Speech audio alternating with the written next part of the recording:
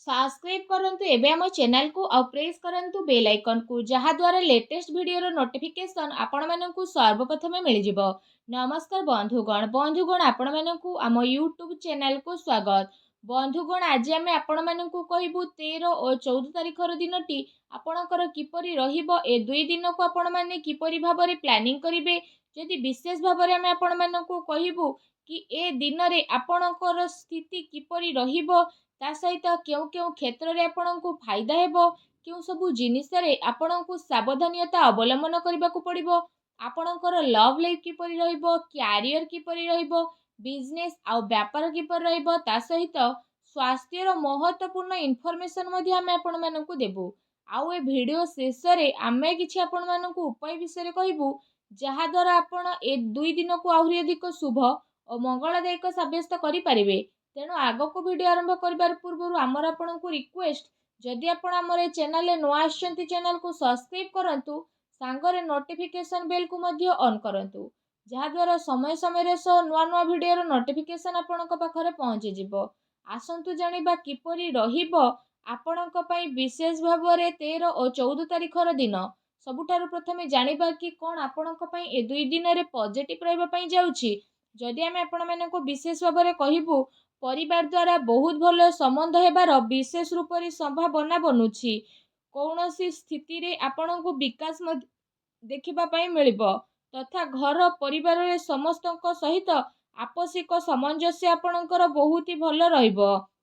आपणक द्वारा करा जायथिबा कार्य द्वारा ए दिन रे आपण को बहुत भल सफलता तथा परिवार रो सम्मान मध्ये आपण को प्राप्त हेबो।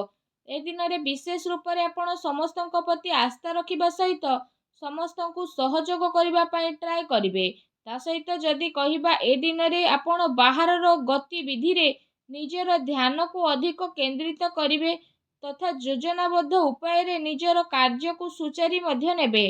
आपणक प्रियतम को द्वारा बहुत भल सफलता प्राप्त हेबो तथा आयर साधन मध्य आपणकर काफी मजबूत रहइबो। प्रॉपर्टी संबंधित कौनसी प्रकार कार्य करबा पई ए दिन आपणकर बहुत ही उत्तम रहिबो।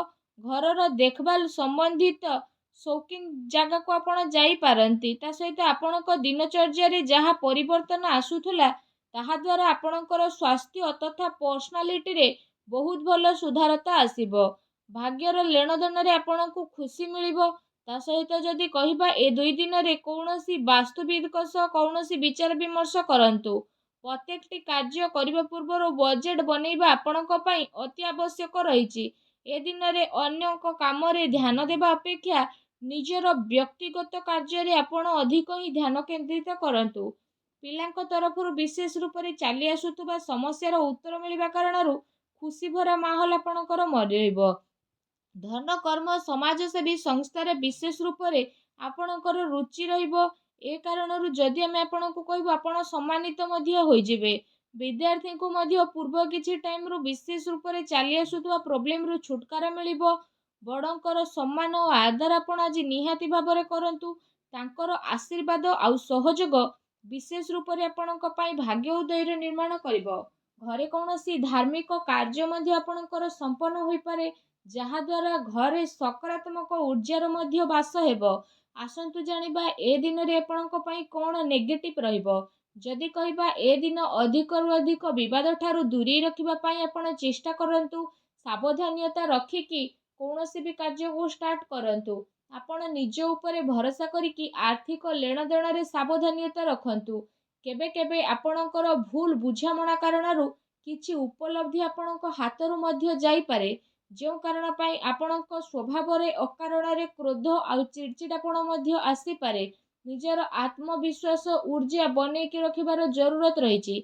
एहा सहित विद्यार्थींकर ध्यान निजर पाठ पढ़ारे केंद्रित होई परिबो नाही जो कारण पाई जदि कहिबा प्रॉब्लम मध्य आसी पारे। कौनसी नकारात्मक कथा पुणी थरे उठिबा कारणरू अति संपर्कीयक सह संबंध खराब हेबार विशेष रूप से आशंका रहिछि।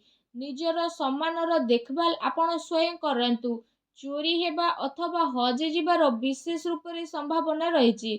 प्रॉपर्टी संबंधित क्षेत्र रे कौनसी अति संपर्कीय बा भाई सह कौनसी लड़ाई झगड़ा हेबार विशेष रूप से आशंका रहिछि। तेणु सावधान होतु।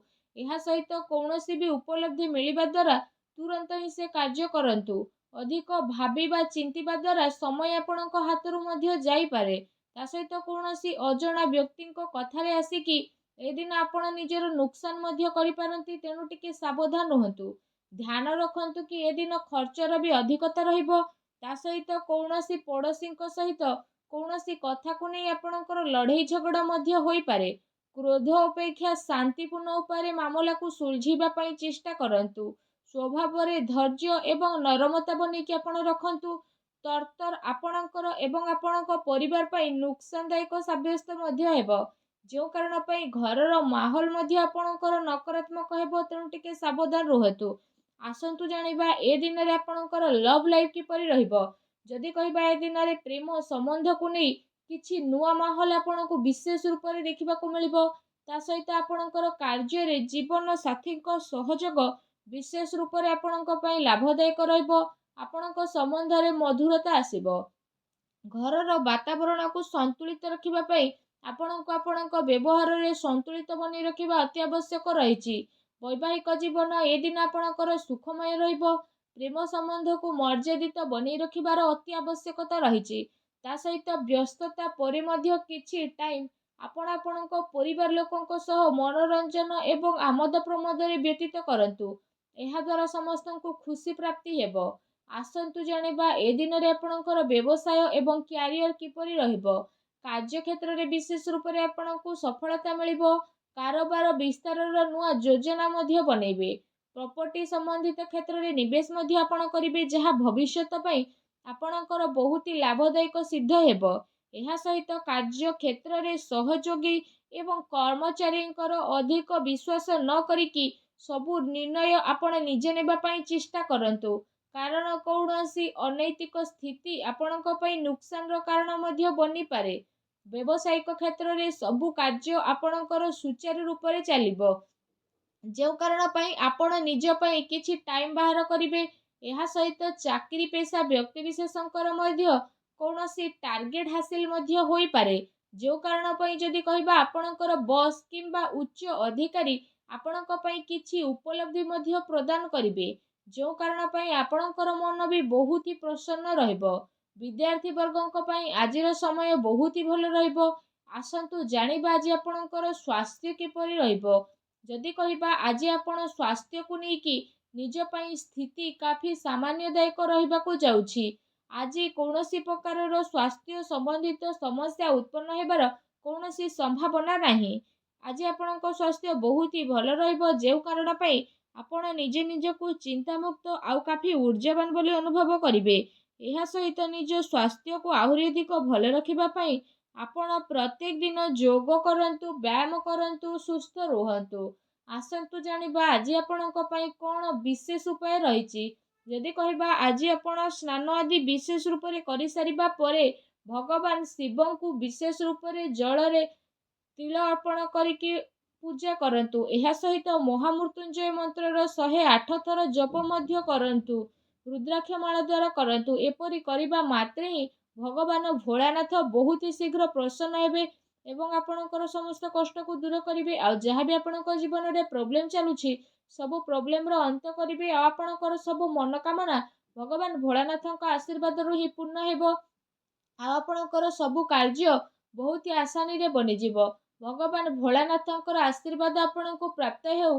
ସଚ୍ଚା ଦିଲେ କମେଣ୍ଟ ବକ୍ସରେ ଜୟ ଭୋଲେନାଥ ଅବଶ୍ୟ ଲେଖନ୍ତୁ। ଆଉ ଭିଡ଼ିଓକୁ ଲାଇକ୍ କରିବା ପାଇଁ ଆଦୌ ବି ଭୁଲନ୍ତୁ ନାହିଁ। ଧନ୍ୟବାଦ।